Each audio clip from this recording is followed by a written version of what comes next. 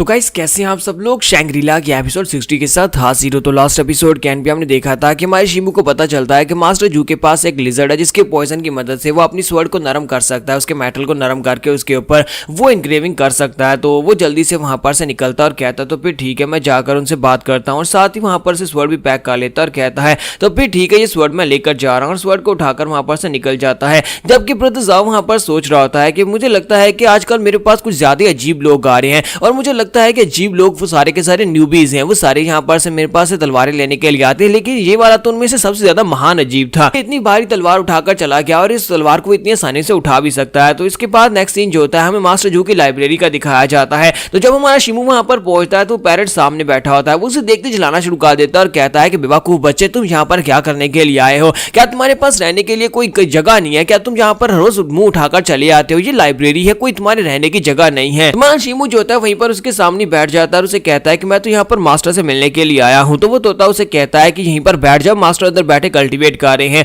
तुम्हारा शिमू वहीं पर बैठ जाता है, फिर साथ से घूर घूर कर देख रहा होता है। तो वो उसे कहता है आप जल्दी से बोलो तुम्हें क्या चाहिए, तुम यहाँ पर मुझे इस तरह से घूर घूर कर क्यों देख रहे हो। तुम्हारा शिमू कहता है कि मैं तुमसे कुछ पूछना चाहता हूँ, क्या मास्टर जू के पास कोई गोल्डन लिजर्ड है जो कि अपने मुंह के अंदर से पॉइजन फेंकती है, क्या ऐसी भी लिजर्ड उनके पास कोई है। बात सुनने के बाद मिस्टर पैरेट जो होता है बहुत सा गुस्सा हो जाता है, चिल्लाकर उसे कहता है कि उस कमीनी लिजर्ड का तो मेरे सामने नाम भी मत लो। हाँ उनके पास एक लिजर्ड है और उस लिजर्ड ने मुझे लास्ट टाइम खाने की कोशिश की थी, मैं बाल बाल बचा था, वो बहुत ही कमीनी है। साथ ही वो शांत होता है और उससे कहता है कि अच्छा मुझे बताओ कि तुम्हें गोल्डन लिजर्ड से क्या काम है, तुम्हें वो क्यों चाहिए। तुम्हारा शिमू से कहता है कि मेरे पास एक स्वर्ड है और उसके मेटल को नरम करने के लिए मुझे उसका पॉइजन चाहिए ताकि मैं उसके पॉइजन से उसके मेटल को नरम करके उसके ऊपर इंग्रेविंग कर सकूं, उसे मैजिकल वेपन बना सकूं। तो वो कहता है अच्छा तो ये बात है, और साथ ही वहां पर उसे बताना स्टार्ट करता है और कहता है हाँ मास्टर के पास एक गोल्डन लिजर्ड है, लेकिन वो बहुत ज्यादा घटिया और बहुत ज्यादा थूकती है, उसके थूकने के लिए तुम्हें यहाँ पर तैयार रहना होगा, और वो बहुत ही ज्यादा जहरीला भी होता है। तो इसी के साथ ही मास्टर वहां पर निकल आते हैं। मास्टर जू से कहते हैं कि मुझे लगता है कि यहाँ पर तुम मेरी पर्सनल इंफॉर्मेशन लोगों को देते रहते हो और तुम्हें यहाँ पर इस बार में काफी कुछ पता है,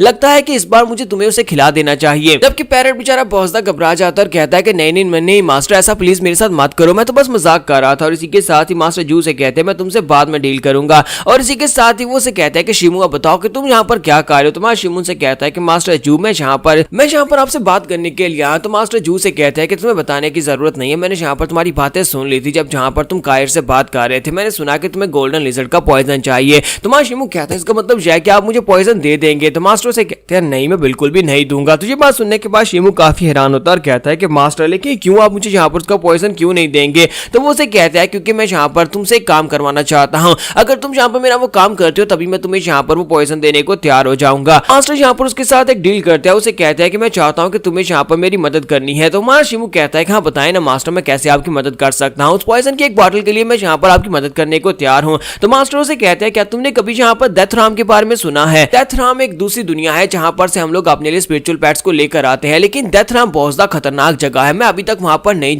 गया और ना ही वहां पर की लोकेशन को ढूंढ पा रहा हूँ, क्योंकि तुम एक 5th ग्रेड के समनर हो, इसी वजह से मैं चाहता हूँ कि तुम मेरे लिए यहाँ पर डेथराम की लोकेशन को सेंस करके दो। अगर तुम उसकी डेथराम की लोकेशन को सेंस कर पाते हो तभी मैं यहाँ पर तुम्हें लिजर्ड का पॉइजन दे दूंगा। तो मां शिमून से कहता है कि मास्टर डेथराम का नाम सुन के मुझे बहुत ज्यादा घबराहट हो रही है, जो तो बहुत ज्यादा खतरनाक लगता है, क्या मैं वहां पर जा पाऊंगा। तो वो से कहते हैं कि हाँ मुझे लगता है कि तुम ये कर पाओगे, क्योंकि तुम एक लेवल 5 की यानी कि लेवल 5 के समनर और तुम्हारा ग्रेड मुझसे ज्यादा हाई है, तो तुम ये आसानी से कर सकते हो और इसमें कोई खतरा नहीं है। तो शिमू कहता है लेकिन मास्टर मैंने अभी तक यहाँ पर बिल्कुल भी एक बार भी समनिंग को परफॉर्म नहीं किया और कभी भी यहाँ पर कोई फॉर्मेशन ओपन नहीं की जिससे मैं दूसरी दुनिया में जा सकूं, तो फिर मैं ये कैसे कर पाऊंगा, मेरे लिए ये बहुत ज्यादा खतरनाक हो सकता है। मास्टरों से कहता है कि मैं तुम्हारे साथ ही रहूंगा, मैं तुम्हारे साथ वहां पर जाने वाला हूं, तो तुम्हारे लिए वहां पर खतरा नहीं होगा, और वैसे भी हम लोग सिर्फ और सिर्फ वहां पर जाकर उसकी लोकेशन को कंफर्म करेंगे और उसके बाद वहां पर जाने के बाद भी मैं तुम्हारे साथ ही रहने वाला हूं, इसमें इतना ज्यादा खतरा नहीं है। मैं तुम्हें सारी की सारी डिटेल्स बताऊंगा। जब हम लोग दूसरी दुनिया में जाते हैं तो वहां पर जाने के बाद जितनी हाई ग्रेड की स्पिरिट्स होती है हमें बस उनकी नजर से दूर रहना होता है और उनको डिस्टर्ब नहीं करना होता,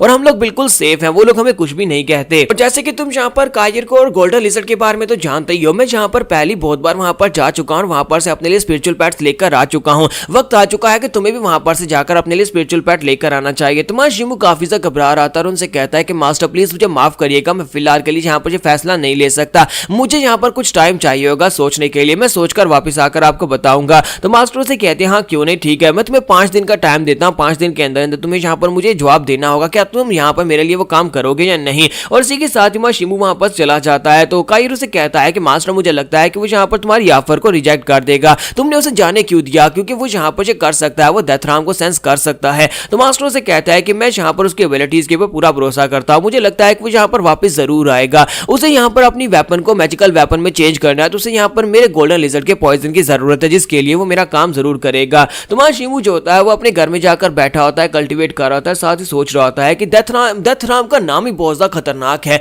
इसका नाम सुनने के बाद कौन वहां पर जाना चाहेगा। लेकिन मुझे लगता है कि मुझे वहां पर जाना ही पड़ेगा, मेरे पास इस वक्त कोई और ऑप्शन नहीं है। अगर मैं अपनी स्वॉर्ड को नरम करके उसके ऊपर एक मैजिकल वेपन की तरह उसके ऊपर तलिस्मन्स को इनग्रेव करना चाहता हूं, तो उसके लिए मुझे वैनम की जरूरत पड़ेगी, और वैनम सिर्फ और सिर्फ मास्टर जू के पास मिलने वाला है। और वैसे भी मास्टर जू तो पहले भी उस जगह के ऊपर जा चुके हैं ना। मास्टर जू वहां पर से जाकर कायोन उस तोते को लेकर आए थे और साथ में गोल्डन लिजर्ड को भी लेकर आए थे। तो मैं भी वहां पर जाने के बाद हो सकता है अपने लिए कोई बहुत ही पावरफुल स्पिरिचुअल पेट को लेकर आ सकूं, मैं भी किसी बहुत ही पावरफुल बीस्ट को समन कर सकूं जो कि यहाँ पर फाइटिंग में मेरा साथ दे सकता है। तो मैं शिमू सोच रहा था कि मुझे लगता है कि अगर मास्टर जू मेरे साथ है तो फिर खतरा बहुत ज्यादा कम है, तो ये खतरा उठाया जा सकता है। तो फिर ठीक है, मास्टर से मिलने के लिए चलते हैं। और उसके बाद जाकर मास्टर को हाँ बोल देता है। तो मास्टर उसे 3 दिन के बाद एक जगह के ऊपर बुलाते हैं। वो एक खास अड्डा होता है जहां पर मास्टर ने अपनी बाहरी पहाड़ों के अंदर एक बेस बनाई होती है, यानी केव के अंदर एक बेस बनाई होती है। तो वहां शिमू जो होता है वहां पर से आगे की तरफ बढ़ रहा होता है, पहाड़ों के ऊपर से चढ़ते चढ़ते उसे वो केव दिखाई देती है। तो वो कहता है मास्टर ने मुझे कहा था कि 3 दिन वेट करना कि मैं यहाँ पर सारी फॉर्मेशन की तैयारियां कंप्लीट कर लूं, उसके बाद इस केव के अंदर आना है। तो वो अंदर आता है और कहता है कि मास्टर जू आप कहाँ पर हैं? तो वहां पर अंदर मास्टर जू ने अपना ऑफिस बना रखा था। वो उसे कहता है कि तुम्हें इस जगह को ढूंढने में ज्यादा दिक्कत तो नहीं हुई?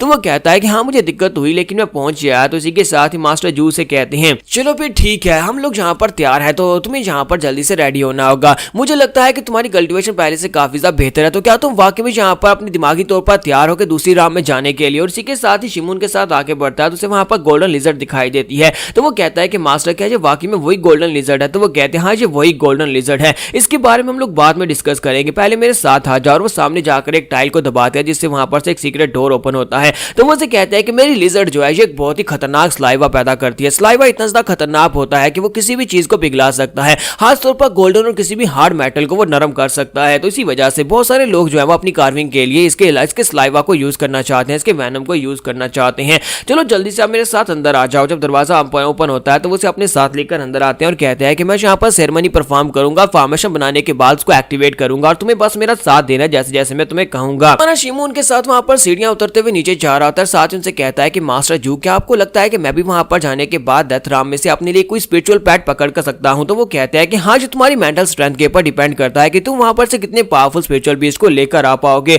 तो शिमू कहता है कि मास्टर मुझे इस बारे में नहीं पता कि ये किस तरह से होता है, ये मेंटल स्ट्रेंथ क्या होती है। तो मास्टर उसे कहता है कि तुम्हारी मेंटल स्ट्रेंथ बहुत ज्यादा कमजोर है, मुझे लगता है कि वहां पर जाने के बाद तुम ज्यादा पावरफुल बीस्ट को नहीं पकड़ पाओगे, लेकिन फिर भी तुम वहां पर जाने के बाद किसी ना किसी स्पिरिचुअल पैट को तो जरूर अपना बना लोगे, यानी कि उसे अपना गुलाम बनाकर इस दुनिया में ला सकते हो। यहाँ पर हम लोग अपनी एपिसोड 60 का एंड करेंगे और नेक्स्ट एपिसोड हमारी काफी ज्यादा इंटरेस्टिंग होगी।